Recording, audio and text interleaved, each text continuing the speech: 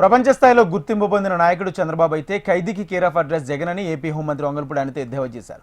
సత్యసాయి జిల్లా మడకసిరిలో ఏర్పాటు చేసిన బహిరంగ సభలో మంత్రులు వంగల్పూడి అనిత, సవిత, ఎమ్మెల్యే ఎంఎస్ రాజు పాల్గొన్నారు. ఒక్క ఛాన్స్ అని జగన్కి 5 ఏళ్ల అధికారం ఇస్తే రాష్ట్రాన్ని 20 ఏళ్లు వెనక్కి తీసుకెళ్లారని ఆక్షేపించారు. ఇంట్లో ఎందరు పిల్లలున్నా ఒక్కరికే జగన్ అమ్మఒడిస్తే ఇంట్లో అందరి పిల్లలకి తల్లికి వందనం వేసిన ఘనత చంద్రబాబుకి దక్కుతుందన్నారు. ప్రజలు ఒక్క బటన్ నొక్కడంతో ప్రతిపక్ష హోదా కోరుకునే పరిస్థితికి జగన్ దిగజారిపోయారని వంగల్పూడి అనిత తెలిపారు.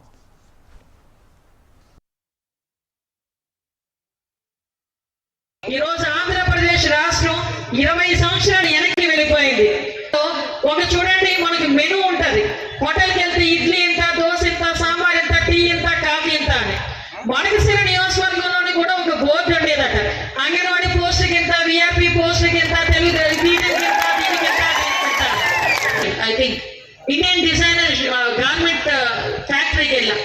ఆ ఫ్యాక్టరీకి వెళ్తే వాళ్ళు అంటున్నారు, అక్కడ లోకల్లో వర్కర్లు అంటున్నారు, మేము ఆపుకొని కూర్చోవాల్సి వచ్చిందండి. లాస్ట్ గవర్నమెంట్ లో 2015లో గౌరవ చంద్రబాబు నాయుడు గారు దానికి శంకుస్థాపన చేశారు. మళ్ళా ఇక్కడికి వచ్చిన తర్వాత ఈ నాయకుల ప్రోత్సాహంతో సుమారుగా 3000 మందికి ఉపాధి కల్పించే దిశలో మేము ఉంటున్నాం. అది కదా నాయకత్వం అంటే. కియా ఏర్పాటు చేసి ప్రపంచం అంతా ఒకవైపు చూస్తే తర్వాత పాలకులు వచ్చారు, అదే కియా వైపు మళ్ళా చూశారు. ఎందుకో తెలుసా? అప్పుడున్న ఎంపీ అక్కడికి వెళ్ళి బెదిరించే అక్కడున్న పాపం అందులో ఉన్న ప్రతినిధులు నేను ఇక్కడ పెట్టలేమని వేరే యూనిట్ ని వేరే రాష్ట్రానికి పంపించేసుకునే పరిస్థితి. అటువంటి నాయకత్వం నుంచి ఈ రోజు మీ గురించి కష్టపడే నాయకులు వచ్చారు. నీకు 3 పిల్లలు ఉన్నాయండి, 4 పిల్లలు ఉన్నాయండి, నేను ఒక పిల్లడికే మేనమావని, ఇంకో పిల్లడికి నాకు సంబంధం లేదు అన్నాడు. తల్లికి వందనం అని ఎంతమంది పిల్లలుకుంటే అంతమందికి పిల్లలకి ఇస్తానని 4 పిల్లలకున్నా 5 పిల్లలకున్నా కూడా మొత్తానికి అందరికి ఇచ్చారా లేదా చెప్పండి మీరందరూ కూడా. 5 సంవత్సరాలు కాముగా ఉండి ఒక్కసారి నువ్వు అనుకున్నావు నేను చాలా బట్టలు నొక్కాను అని. నువ్వు నొక్కి నన్ను బట్టలు నొక్కుకో, మాకు ఒకే బటన్ నొక్కే అవకాశం మాకు వచ్చింది అనుకున్నారు.